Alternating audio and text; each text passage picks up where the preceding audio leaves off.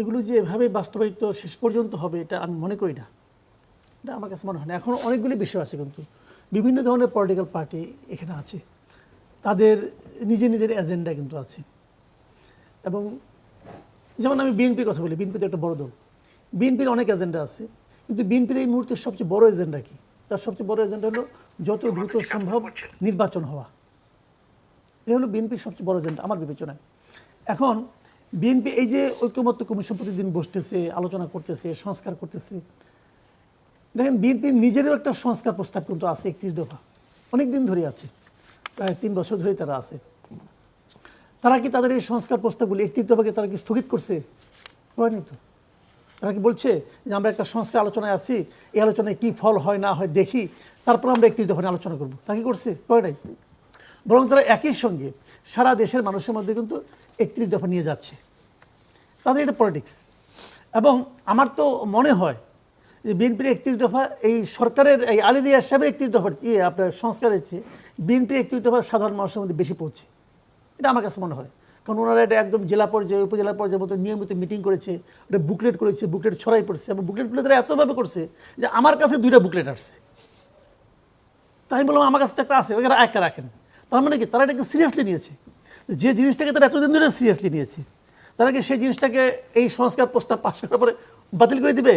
দিবে না। ওই 31 দফার সঙ্গে যেগুলো যেগুলো মিলবে তারা সেগুলোই নিবে। তাহলে এখন তারা এগুলি কেন বলছে না? ওই যে বললাম তার মূল এজেন্ডা হলো ইলেকশন করা।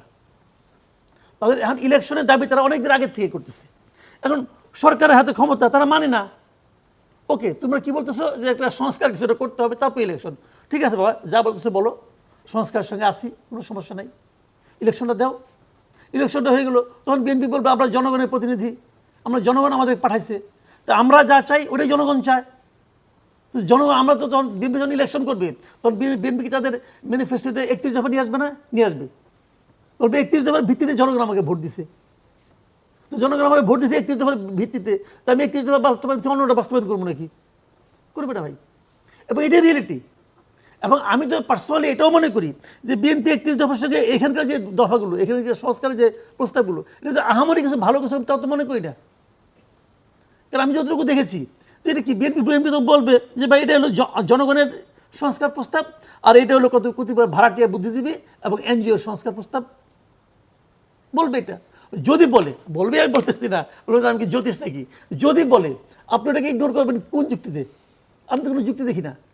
কাজেই যেটাই হোক, আমার কথা হলো কি শুনেন, আমি যেটা বুঝি সামনের দিনগুলোতে যেটাই হোক, আমরা আওয়ামী লীগ আমলে যা দেখছিলাম 15 বছর যা দেখছি, ওইরকম কিছু হতে যাচ্ছে না।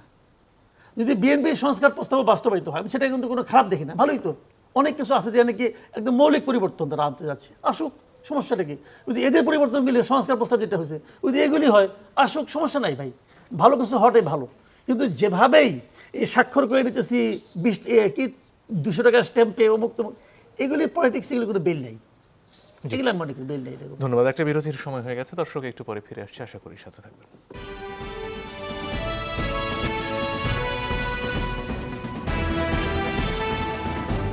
দর্শক, আপনারা দেখছেন ইসমানী মির্জাপুর চা মুক্তবাক।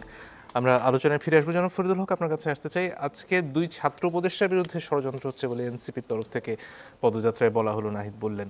2 ছাত্র উপদেষ্টার সাথে এনসিপির সম্পর্ক নিয়ে এটা আপনারা বিভিন্ন সময় বলে এসেছেন, তাহলে 2 ছাত্র উপদেষ্টার বিরুদ্ধে ষড়যন্ত্রের তত্ত্ব আপনাদেরকে কেন দিতে হচ্ছে? না, এটা আসলে মানে নাহিদ ইসলাম ধরেন এনসিপির আহ্বায়ক, এটা যেমন সত্য, নাহিদ ইসলাম হচ্ছে প্রধানত তার প্রধান পরিচয় সে জুলাই গণ অভ্যুত্থানের 1 দফার ঘোষক, এবং জুলাই গণ অভ্যুত্থানটা বৈষম্যবিরোধী ছাত্র আন্দোলনের নেতৃত্বে হয়েছে। এবং এই যে 2 ছাত্র উপদেষ্টা এবং উনিও যখন ছিলেন, এনারা হচ্ছে বৈষম্যবিরোধী ছাত্র আন্দোলনের পরিচয়েই আসলে এই সরকারে গিয়েছেন, যাতে করে সরকারের একটা বৈধতা হয়েছে যে সরকার গণ অভ্যুত্থানের সরকার।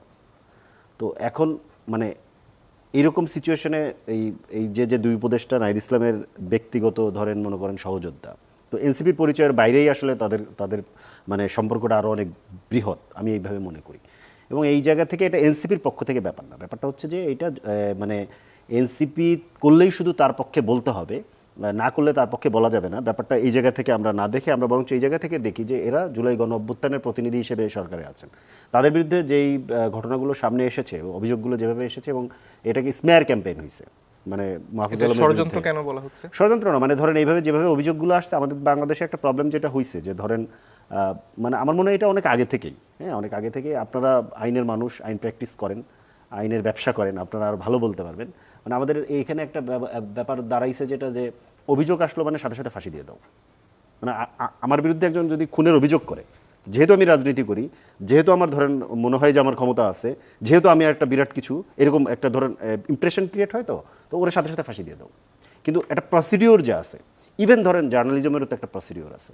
আপনি ধরেন একটা অভিযোগ আনতেছেন, কি ফ্রেমিং করে আসলে আনতেছেন, ভেতরের খবরটা কি আর হেডলাইনটা কি, আপনি বোঝেন যে বাংলাদেশের মানুষ কতটুকু খবর পড়ে আর কতটুকু ফটোকার্ড দিয়ে ধরেন বিশ্বাস করে। এই যে যে জায়গাগুলো তৈরি হয়েছে, এই জায়গাগুলোর মাধ্যমে ধরেন মানে আপনার বিরুদ্ধে একটা অভিযোগ আসলো, সেই অভিযোগের আপনি ব্যাখ্যা দিলেন, সেটা নিয়ে আর নিউজ হচ্ছে না, অভিযোগটাই শুধু নিউজ হচ্ছে, এবং অভিযোগের মধ্যে ওই অংশটুকু নিউজ হচ্ছে কিংবা হেডলাইন করা হচ্ছে যে অংশটুকু তো এইটাতে যেটা হয় যে প্রতিনিয়ত একটা অস্থিরতা তৈরি করার একটা চেষ্টা করা হচ্ছে, যেটা আননেসেসারি পুরোপুরি। আমরা কে কার শত্রু এই মুহূর্তে বাংলাদেশে রাজনৈতিকভাবে? আমরা প্রধানত হচ্ছে আওয়ামী লীগের শত্রু, সবাই মিলে। এখন ধরেন হ্যাঁ সবাই মিলে ধরেন এরকম একটা মিনমিনে ব্যাপার আছে যে সবাই মিলে যদি এনসিপিকে আওয়ামী লীগের শত্রু বানিয়ে দেওয়া হয়, তাহলে বাকিরা বোধহয় নিরাপদে থাকে না। এটা ওই যে জার্মান প্রবাদের মতো। আপনি এনসিপিকে প্রথম, আওয়ামী লীগ যদি ফেরত আসে, এনসিপিকে হয়তো বা প্রথম মারবে, কিন্তু শেষ পর্যন্ত আপনিও টিকে থাকবেন না, আপনাকেও মারবে, এবং আপনারাই সবচেয়ে বড় ভিকটিম ছিলেন, অন্য অন্য যারা এই চেষ্টাটা করতেছে। আর এখানে আরেকটা যেটা জিনিস হয়েছে সেটা হচ্ছে এস্টাবলিশমেন্ট এবং ধরেন এন্টি এস্টাবলিশমেন্ট একটা ধরেন দ্বন্দ্ব গত 1 বছর ধরে সমাজের মধ্যে আছে।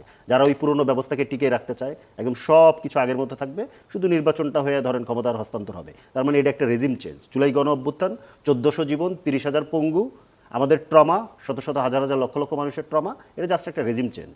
নির্বাচন দেন, সব ঠিক হয়ে যাবে। এই যে যে ধরেন ধারণা, এই ধারণার জায়গাটা কোথায়? ধারণার জায়গাটা হচ্ছে যে পুরো এস্টাবলিশমেন্টটা ধরেন অক্ষত আছে। আমরা ফ্যাসিস্ট হাসিনাকে রাজনৈতিকভাবে পরাজিত করছি, কিন্তু ফ্যাসিবাদকে পরাজিত করতে পারছি। এবং ফ্যাসিস্ট যে হয়ে ওঠে একটা ফ্যাসিবাদী ব্যবস্থার মধ্যে দিয়ে, তার তো আরও এলিমেন্টস থাকে, তার অর্থনৈতিক শক্তি থাকে, তার কালচারাল শক্তি থাকে, তার বুদ্ধিভিত্তিক শক্তি থাকে, সেগুলো কোনোটাকে আমরা চিহ্নিতই তো অনেকগুলোকে করতে পারিনি, পরাজিত করতে পারা তো অনেক বড় ব্যাপার। এই পুরো জিনিসটা তো এখানে কাজ এখানে করতেছে। একটা প্রশ্ন ঘুরে ফিরে আসছে যে পুরনো যে ব্যবস্থা তার ভূত অনেক ক্ষেত্রে এনসিপির মধ্যে ঢুকে পড়ছে বা বৈষম্য বিরোধী ছাত্রদের মধ্যে ঢুকে পড়েছে। সাম্প্রতিক সময় একটি চাঁদাবাজির ঘটনা নিয়ে খুব স্বাভাবিক, খুবই স্বাভাবিক। আলোচনা হচ্ছে। দল হিসেবে আসলে এনসিপি যে এই যে সংস্কৃতি, রাজনৈতিক সংস্কৃতি, সেখান থেকে বেরিয়ে আসতে পারছে, তার আলামত আসলে মানুষ কোথা থেকে পাবে? আচ্ছা, এই জায়গাটা হচ্ছে যে ধরেন এটা তো পুরনো সংস্কৃতি পুরোটাই বজায় আছে, পুরনো সংস্কৃতির লোকজনও ধরেন ঢুকে যাচ্ছে। এখন দল হিসেবে এনসিপি এককভাবে চেষ্টা করছে, এবং এনসিপি পরিষ্কারভাবে বলছে যে কোনো ধরনের কোনো এই ধরনের দখলবাজি, চাঁদাবাজি, কাউকে কোনো ধরনের কোনো সুযোগ, সেটা যেই হোক, কাউকে কোনো ধরনের কোনো দেওয়া হবে না, মানে প্রশ্রয় দেওয়া হবে না। এবং এনসিপিকে কোনোভাবেই, এনসিপিকে ব্যবহার করে কোনোভাবে এই ধরনের রাজনৈতিক অন্যায় এগুলো করবে, এই ধরনের কোনো সুযোগ দেওয়া হবে না। এটা হচ্ছে একটা ব্যাপার। কিন্তু এইটা যেটা হয়েছে, আমি যেটা মনে করি সেটা হচ্ছে যে ঐক্যমত কমিশনে ধরেন আমরা অনেক কিছু নিয়ে আলাপ করছি, এরকম আরেকটা হয়তো বা ঐক্যমত কমিশনে আরও একটা উইন্ডো না। এখন এই ধরনের আলাপ করতে গেলে সমস্যা কি, মুশকিলটা হচ্ছে এরকম অ্যাজ ইফ এরা নির্বাচন পেছানোর চেষ্টা করতেছে, একটা ষড়যন্ত্র তত্ত্ব একটা কেউ একজন দাঁড় করে দিল, অন্য একজন এসে বলে হ্যাঁ ঠিকই তো, বোধহয় হচ্ছে আসলে ঘটনাটা ভেতরে কিছু। কিন্তু আপনি বাংলাদেশের যে রাজনৈতিক কালচার গত 55 বছর 54 বছরে আপনি গড়ে উঠেছে, এখানে যখন আইন করে ইনডেমনিটি দিয়ে বছরে লক্ষ কোটি টাকা আপনি বিদ্যুৎ কেন্দ্রগুলোকে ফাও দিয়ে দেন, এই যে কালচার, এটা উপর থেকে নিচে গড়ায়, তো স্বাভাবিকভাবে নিচে তখন চাঁদাবাজি, দখলবাজি হয়। ঘটনাটা তো উপর থেকে ঘটে এবং নিচে এটা শেষ পর্যন্ত চাঁদাবাজি, দখলবাজিতে পৌঁছায়। আসেন আমরা এটা নিয়েও আলাপ করি যে সব রাজনৈতিক দল মিলে আমরা চাঁদাবাজি বন্ধ করব, ইনডেমনিটি দিয়ে রাষ্ট্র ক্ষমতাকে ব্যবহার করে এই যে লুটপাট, পাচার, এগুলো যাতে আসলে সিস্টেমের ভেতর থেকে কেউ করতে না পারে, সেটা আমরা বন্ধ করবো। আসেন এই আলাপটা করি আমরা। প্রত্যেকটা সরকার আপনি খেয়াল করে দেখেন, জ্বালানি ইস্যুতে ইনডেমনিটি দিছে, প্রত্যেকটা জ্বালানি বিলকে ইনডেমনিটি দেওয়া আছে। তাহলে আপনি এই ইনডেমনিটি দেওয়ারই তো ফলাফল হচ্ছে কুইক রেন্টাল।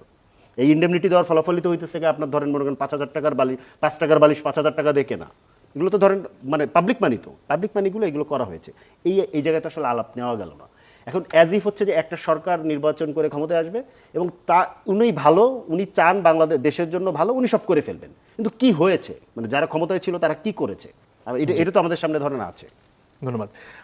জনাব রফিক শিকদার, আপনার কাছে আসি। মিটফোর্ডের ঘটনার রেশ এখনো কাটেনি। আজকে আরেকটা ঘটনা, বিএনপির অফিস ভাড়া দেওয়া হয়েছিল এবং সেই বিএনপির অফিসের যিনি মালিক, তিনি ভাড়া চাইতে আসার পরে তাকে পিটিয়ে মেরে ফেলা হয় নারায়ণগঞ্জে।